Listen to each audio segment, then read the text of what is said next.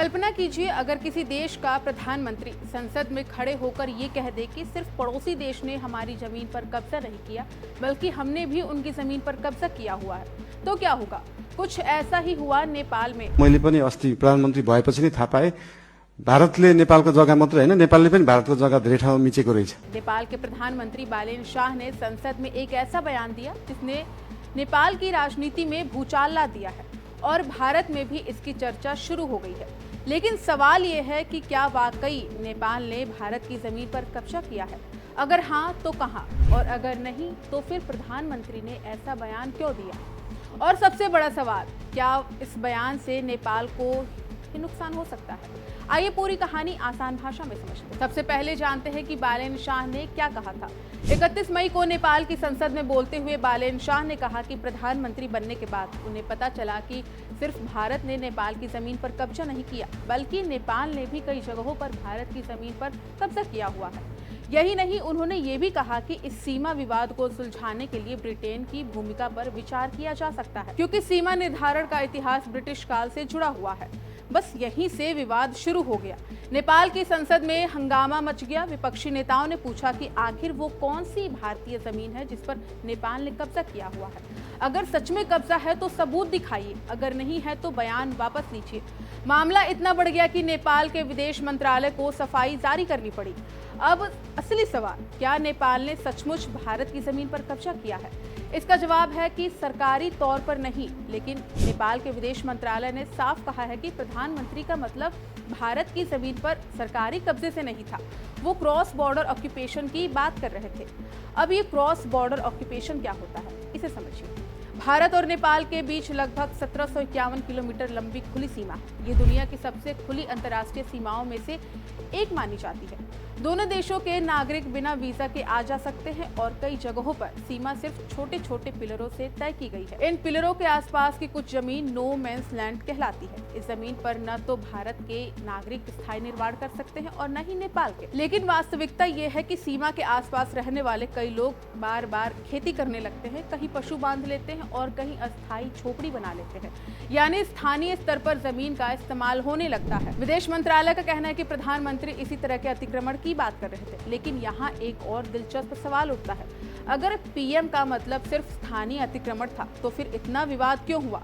दरअसल इसकी वजह है नेपाल की पुरानी नीति। नेपाल सालों से कहता आया है कि भारत ने कुछ उसके इलाकों पर कब्जा कर रखा है, खासकर काला पानी, लिपुलेख और लिम्पियाधुरा को लेकर। नेपाल खुद को इस विवाद में पीड़ित पक्ष के रूप में पेश करता रहा। लेकिन जब प्रधानमंत्री खुद कह रहे हैं कि नेपाल ने भी भारत की जमीन पर कब्जा किया हुआ है, तो नेपाल का पूरा नैरेटिव कमजोर पड़ सकता है। यही वजह है कि नेपाल के कई बड़े नेताओं ने बालेन शाह की आलोचना की है। अब समझते हैं कि भारत और नेपाल का असली सीमा विवाद क्या है।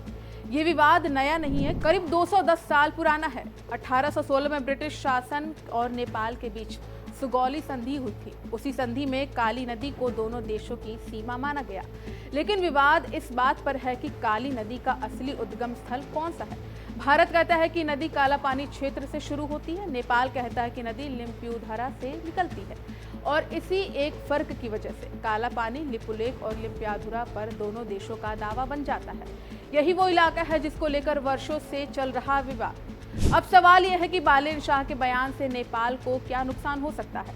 पहला नुकसान, कूटनीतिक नुकसान, क्योंकि अंतर्राष्ट्रीय मंच पर नेपाल हमेशा कहता रहा है कि भारत ने उसकी जमीन पर कब्जा किया है।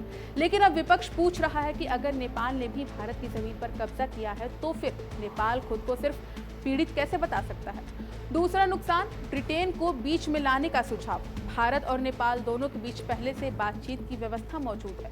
ब्रिटेन ने भी साफ कर दिया है कि ये दोनों देशों का आपसी मामला है, इसलिए तीसरे पक्ष को शामिल होने का सुझाव व्यवहारिक नहीं माना जा रहा।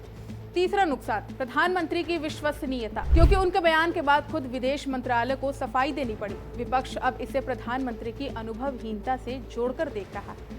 अब भारत की इस पर प्रतिक्रिया क्या है? दिलचस्प बात यह है कि भारत ने अभी तक इस बयान पर कोई बड़ी आधिकारिक प्रतिक्रिया नहीं दी, क्योंकि नेपाल का विदेश मंत्रालय पहले ही बयान का मतलब स्पष्ट कर चुका है। लेकिन भारत लगातार यही कहता रहा है कि सीमा विवाद बातचीत और आपसी समझ से सुलझाया जाना चाहिए।